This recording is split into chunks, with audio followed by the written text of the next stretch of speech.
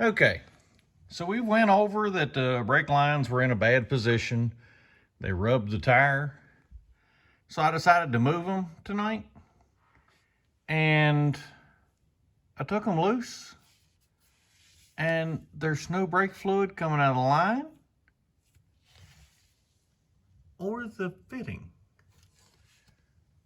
And honestly, I don't know why I'm surprised, but I am.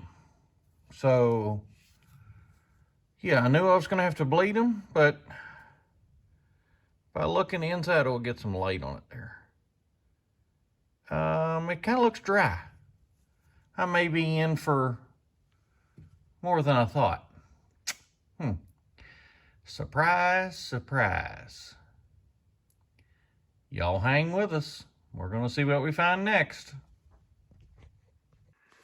Okay, well, that didn't take long to find something else. As you can see, here's the master cylinder.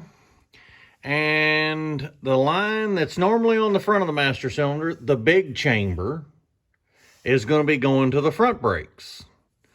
Well, you see they have it going. And follow the line. Yep, you guessed it. Going to the back brakes. And while we're back here, shout out to my buddy Matt for getting the drive shaft back to us in a timely manner. He's our hero. So shout out to Matt. You are the man. And then we come back up here and we follow this one. This one should be the rear brakes. And it goes to a little, hold on, ooh, got too much brake. Goes to a little block off valve here. And that's going to the front brakes. So yeah, not only did they do the front and rear, did they do that backwards? They also got your little shut-off valve, because that valve is supposed to be that you can shut off brake pressure to the rear to keep from skidding the rear wheels. So you're reducing your pressures. Not sure how that works when you put it on front wheels. But yeah, we're going to change that. And from this angle, I was standing down here. From this angle, you really get a picture of how wrong that brake hose is in the wheel. I mean, yeah, that's got to be fixed. I don't think we got a choice on that one. But yeah, so underneath, I would like to have run the exhaust better, but that's the exhaust. And check out the cross member. That's my personal favorite. They took a cross member that did the little U and then chopped it over here for the master cylinder and added in a piece of pipe. Guess it works. I mean, it did the purpose, and you know, their welds look good enough. Its transmission's not going to fall out. And then here is the little sending unit, the mechanical to electronic little converter. I think it was SN16. It goes up to the speedometer that I had to get back from my buddy Sprouse. I let him have it, and then I found a use for it. So shout out to Sprouse that had to go get it from him. All right. But yeah. So there is the brake line. There's a little bit of fluid on this side. Wasn't any fluid on the other side. So yeah, we'll get all this figured out. But I thought y'all would like to see what that brake line looks from this angle. That's just really, really in the wheel. And let's see. Oh, I do know. If anybody has any ideas where this tank came from, I'll show you the tank. What this tank, I mean, it kind of looks aftermarket. I don't know anybody that has that. So if somebody can identify this tank here, I'll show you where that goes in. Little vent. Because I don't know if you can see the angle on here. It's almost level where the gas goes in, so you're never really going to be able to pump. It actually goes downhill. Let's see if I can hold the camera up. Right there where they have the little kitchen stopper, I know why the kitchen stopper's there now to keep the gas from draining back out. It actually goes downhill. It makes like a P-trap in the sink. But yeah, not the best design on the tank, but I don't know what we're going to figure out on that.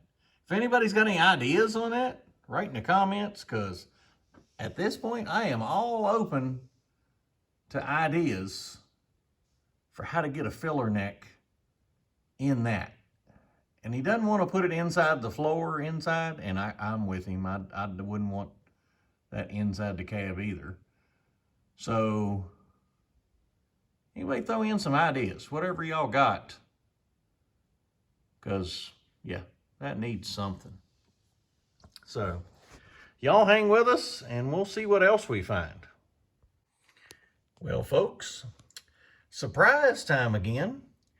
I took the line off the master cylinder, and again, no fluid. And yes, I did go up top, took the cap off, and it is full, like overfilled in brake fluid.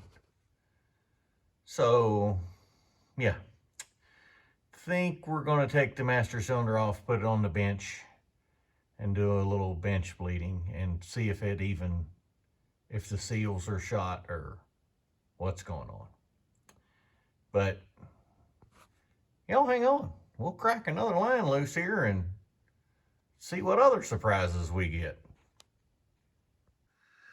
Well, surprise, surprise. We took that line off, which is technically the front, hooked to the rear, and I got a lot of fluid out of that one. So I'm guessing she was running on rear brakes only. So,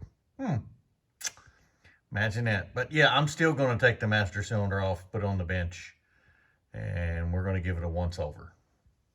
So y'all hang on while I, don't get, we have drippage. We have stuff happening.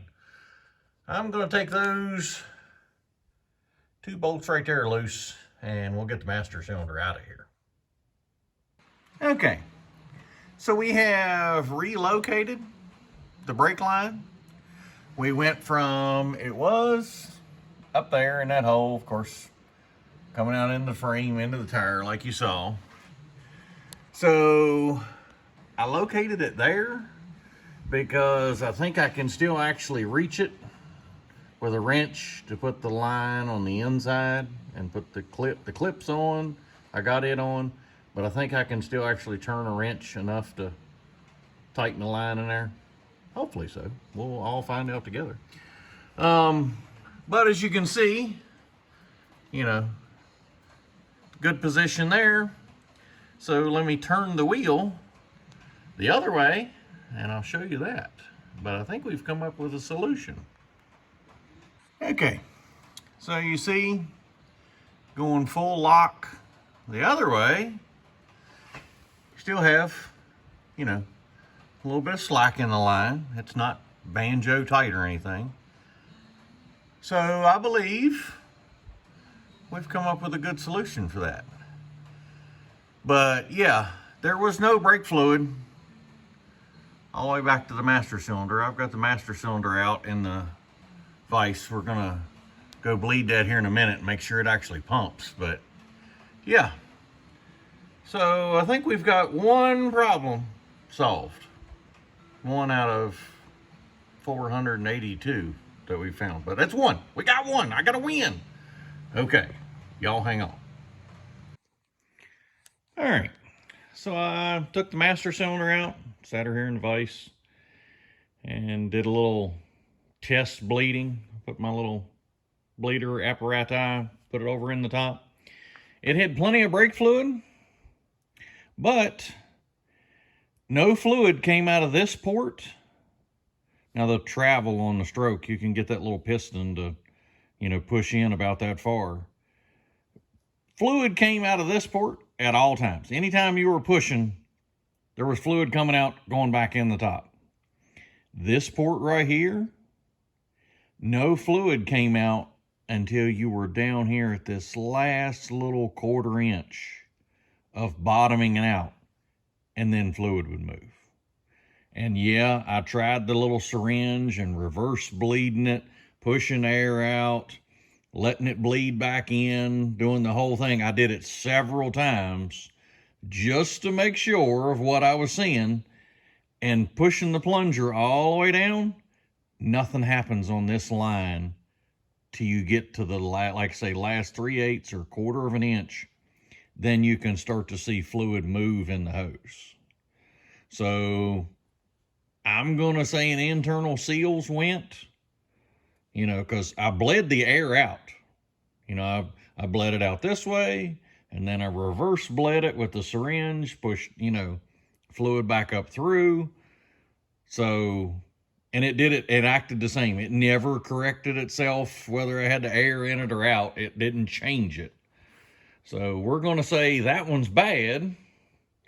So what I did was I got a master cylinder that was meant for a 4-wheel disc anyway, because, let's see.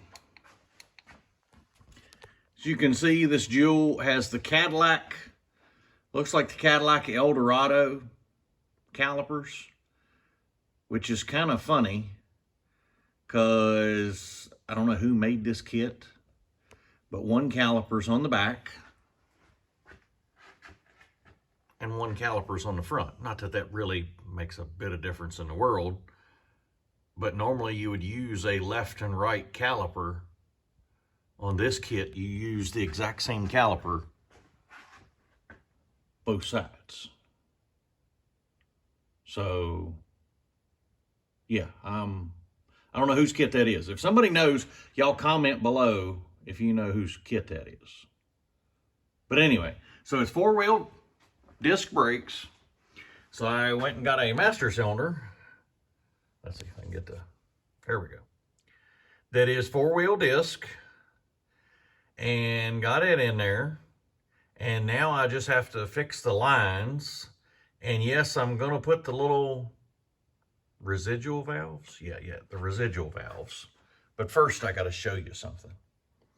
I found this morning. See the brake hose? It's not connected to anything. It was doing that, going down the road. So yeah, I'm gonna weld a tab and fix that. But I'll show you the residual valves. Yeah, there's Corvette. It's going to Florida. Trailer's here, it's getting loaded, it's going to Florida. But anyway, back to residual valves. Now these are, of course, you see Speedway. There's the part number. They're meant when the master cylinder is not the highest point in the system.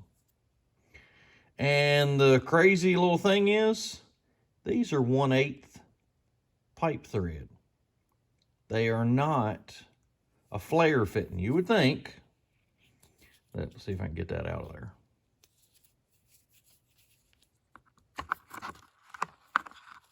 There we go. You would think that would already have a 3/16 flare fitting made in the end of it. But I guess they wouldn't be able to build it. I don't know. Maybe that was their manufacturing idea. I don't know. Either way. But you got to get adapters. So my local Napa store only had 2 in stock. So I had to get 2 more, and they're supposed to be here by 3 today. So I've got 2 of these to put in. Now, if you have drum brakes, they sell these in a 10 PSI part number.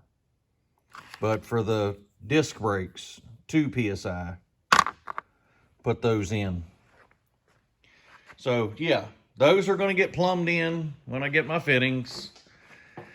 And let's see, what else I worked on this morning is Doc wants to put the battery back up here. He originally, if I can get the light to show, there's the battery door, and it was 6 volt. And it was about here because, you know, a 6 volt battery is kind of small.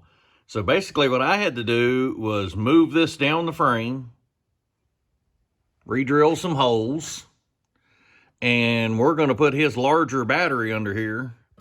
And I got a little cable connection that I'm going to put out for him for a battery tender so he can keep it charged. But, yeah.